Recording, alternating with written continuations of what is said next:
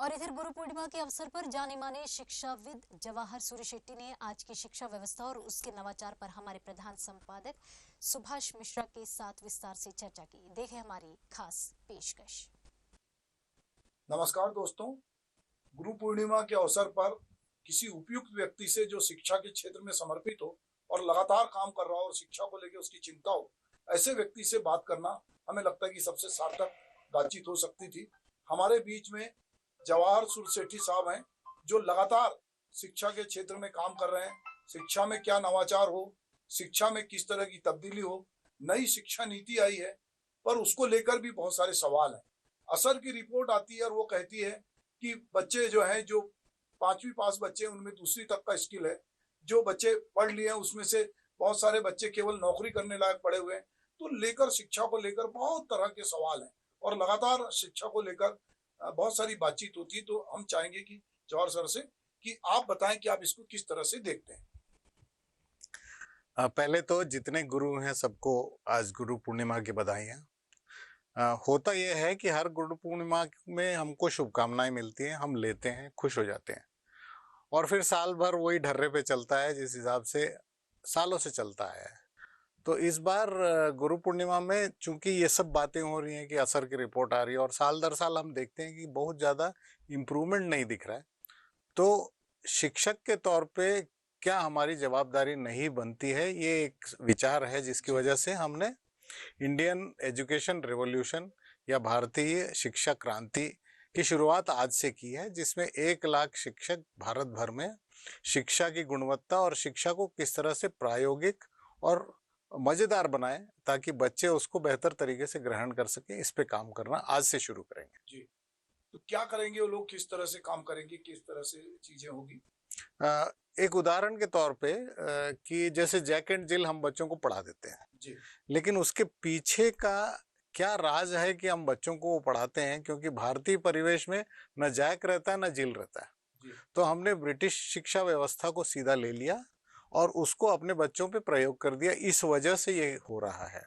तो मेरा कहना है कि क्या भारतीयता हमारी शिक्षा में ला सकते हैं। दूसरा, इस शिक्षा व्यवस्था को किस तरह से प्रायोगिक बनाए ताकि बच्चे और जो उच्च शिक्षा में लोग हैं, वो युवा, उनको और बेहतर रोजगार के लायक या प्रौद्योगिकी के लायक बनाए।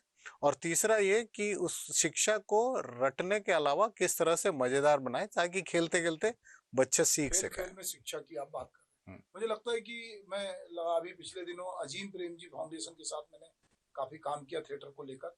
तो मुझे लगा कि उनकी वो जो शिक्षा में काम कर रहे हैं और उन्होंने एक मॉडल स्कूल धमतरी में बनाया है, वो कुछ इस तरह की चीजें डाल रहे हैं कि बच्चे कल्चर से भी जुड़े, आर्ट से भी जुड़े, खेले भी और उनमें एक सर्वांगीण विकास हो। वो उस मॉडल को आप किस तरह से देखते हैं?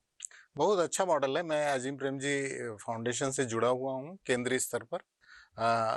मेरा विचार है कि जो सबसे निम्न स्तर है या छोटे बच्चों की जो शिक्षा है, वहां से अगर सुधार करना शुरू करें। एक उदाहरण अगर लेते हैं, हम सवाल पूछ नहीं रहे हैं कि ए के बाद बी क्यों पढ़ाया जाता है या बी के बाद सी क्यों पढ़ाया जाता है। ना माँ बाप के पास इसका कोई उत्तर है, ना टीचर के पास कोई उत्तर है। और मैं डिक्शनरी पे उस दिन रिसर्च कर रहा था तो मुझे पता चला बी के बाद ए वाले जितने शब्द हैं वो ज्यादा हैं ना कि ए के बाद बी वाले। जी, तो हम क्यों ना बी को ए से पहले पढ़ाएं। हाँ, या कौन से ऐसे शब्द हैं जिनको एक साथ पढ़ाएं। ए टू जेड पढ़ाने का कोई औचित्य है क्या शुरुआत में ही? इस तरह के बहुत सारे शोध हो रहे हैं इस रिवॉल्यूशन के अंतर्गत। हम इसको आगे बढ़ाना चाहते हैं। अच्छा जवाहर साहब, एक बात बताइए कि छत्तीसगढ़ में आत्मानंद विद्यालय जो अंग्रेजी माध्यम के स्कूल हैं, उसका रुझान लगातार बढ़ रहा है। अभी मैं पिछले दिनों माननीय मुख्यमंत्री जी के साथ भेंट मुलाकात में बस्तर के सुदूर अंचल में गया। वो जहां भी उतर रहे हैं या जहां हम देख रहे हैं कि वहां पर लोग ये मांग कर रहे हैं कि आप आत्मानंद विद्यालय खोल दीजिए, आप अंग्रेजी माध्यम का विद्यालय खोल दीजिए। और सरकार लगातार उसको खोल रही है और सरकार उसको एक उपलब्धि के रूप में दे रही है। इसको आप किस तरह से देखते हैं?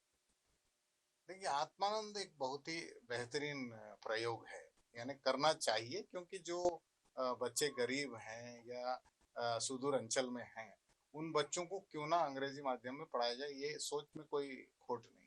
जी, इसमें सिर्फ यही है कि हम शिक्षा प्रणाली को किस तरह से अलग करते हैं जिससे ठप हुई राज्य की शिक्षा व्यवस्था है उसमें सुधार कैसे आएगा, ये एक सोचने वाली बात है। दूसरा है कि प्राइवेट स्कूल जो हैं वो करीब करीब इस तरह की स्थिति में है कि वो जो फीस लेते हैं उसका कोई समझ ही नहीं है कि क्यों लेते हैं ये इतनी फीस। हाँ, उस लिहाज से कोई बच्चा जो कि उसको अफोर्ड नहीं कर सकता, अगर वो अंग्रेजी माध्यम में पढ़ना चाहता है तो आत्मानंद एक अच्छा विकल्प है। तो उस लिहाज से बहुत ही अच्छा प्रयोग है और आगे बढ़ना चाहिए इसको। मैं बहुत सारे अंग्रेजी स्कूल के विज्ञापन देखता हूँ तो वो बात करते हैं फैसिलिटी की, वो टीचर की गुणवत्ता की बात नहीं करते। वो कहते हैं हमारे यहाँ एसी रूम है, हमारे यहाँ मैदान है, हमारे यहाँ ये है, हमारे यहाँ वो है, पर कोई ये नहीं कहता कि हमारे पास टीचर जो है वो एक्सीलेंस है, या उस तरह के टीचर की बात कोई नहीं करता। ये वजह है। इसकी वजह है अभिभावक। जी। जब अभिभावक एडमिशन के लिए आता है तो कभी भी टीचर के बारे में सवाल नहीं पूछता। वो पूछता है आपके यहाँ लिफ्ट है क्या, आपके क्लास में एसी है क्या, हर क्लासरूम में टॉयलेट है क्या। हाँ, इस तरह की बातें करते हैं और जो मार्केट की मांग होती है स्कूल उस हिसाब से विज्ञापन देता है, ये मेरी समझ है। जी, दरअसल बात ये हो रही कि कई इस तरह का भी एक भ्रम भी है लोगों को कि भाषा जो है वो रोजगार दिलाती है। देखिए, पहले जो सारे लोग संस्कृत बोलते थे, भारत में संस्कृत खत्म हुई, फिर लोग मालूम अरबी फारसी बोलने लगे, फिर लोग हिंदी बोलने लगे, फिर लगा कि जब अंग्रेज आए तो ये अंग्रेजी जो राज सत्ता थी कि उसकी भाषा बोलेंगे तो रोजगार मिलेगा, और वो धीरे धीरे एक अभिजात भाषा हुई। अब जब बड़े पैमाने पे अंग्रेजी स्कूल खोल रहे हैं और वो हुनर के साथ नहीं जुड़े हैं, तो क्या केवल कोई भाषा आपको रोजगार की गारंटी देती है क्या? नहीं, मैं इसमें एक अलग विचार रखता हूँ कि जिस भाषा में आप सोचते हैं जी। वो भाषा आपको रोजगार दे सकती है या हुनर दे सकती है। जो जी। आपने कोई भी भाषा जबरदस्ती सीख ली, मान लीजिए मैंने फ्रेंच सीख लिया, वो मुझे रोजगार नहीं देगी। मेरे दिमाग से जुड़ी हुई भाषा ही आपको हुनर या रोजगार दे सकती है। और ये इसके जितने उदाहरण ले लीजिए आप उतने कम है। जापान में कोई अंग्रेजी नहीं जानता, लेकिन बेहतरीन हुनर है उनके पास। तो ये जैसे ठीक है आप कह रहे हैं हुनर के साथ, मगर अभी हम देख रहे हैं कि कौशल विकास की बात तो हो रही है, पर उसको शिक्षा से या स्कूल से नहीं जोड़ा गया है। मतलब अभी पूरे पाठ्यक्रम में ऐसा कहीं नहीं दिख रहा है कि कोई हुनर सिखाने का कोई उपक्रम उसमें हो रहा हो। नहीं, राष्ट्रीय शिक्षा नीति जो है उसमें 6वीं से शुरू करने कहा गया है कि आप समानांतर एक शिक्षा व्यवस्था जिसमें कौशल उन्नयन हो, और जिसमें जैसे शाला त्यागी 9वीं के आसपास लड़के हो जाते हैं और 7वीं में लड़कियां हो जाती हैं, तो उस वक्त तक उनके पास ऐसे हुनर हो जिससे वो स्वरोजगार में जाएं या कुछ ऐसा कमाई कर सकें जो जिसकी हुनर उनके पास होने चाहिए। अभी रायपुर के एक स्कूल में, सरकारी स्कूल में 10वीं के एक बच्चे को 11वीं के बच्चों ने, 4 बच्चों ने मार दिया, और हिंसा जो है बड़े पैमाने पे बच्चों में हो रही है। बच्चों के हाथ में मोबाइल है, बच्चे बहुत महत्वाकांक्षी हो रहे हैं, नशे के में डूब रहे हैं। ये जो कुछ घटनाएं हो रही है आसपास, खास करके बच्चों के साथ, उसको आप किस तरह से देखते हैं?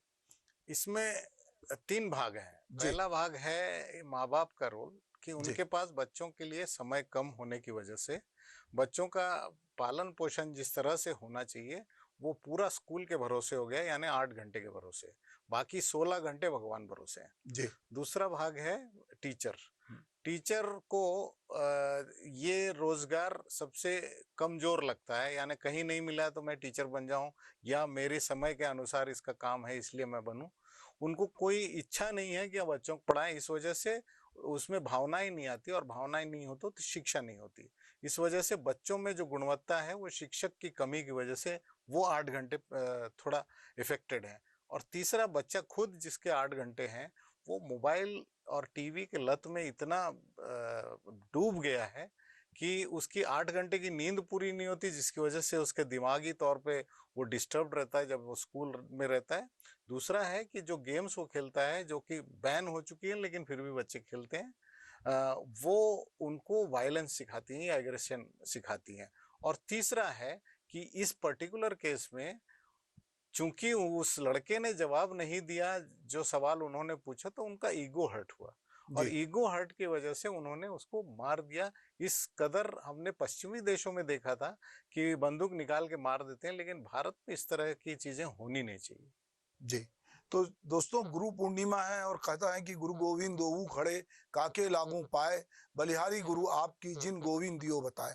तो हम शिक्षकों की स्थिति को लेकर, खास करके गुरु पूर्णिमा के दिन, चलते चलते जवाहर साहब से पूछेंगे कि जो शिक्षा की गुणवत्ता की हम बात कर रहे हैं, शिक्षकों की बहुत सारी ट्रेनिंग हो रही है, पर जो शिक्षकों का जो भाव, जिस दोहे की बात मैंने की, वो भाव धीरे धीरे खत्म हो रहा है, उसको आप किस तरह से देखते हैं?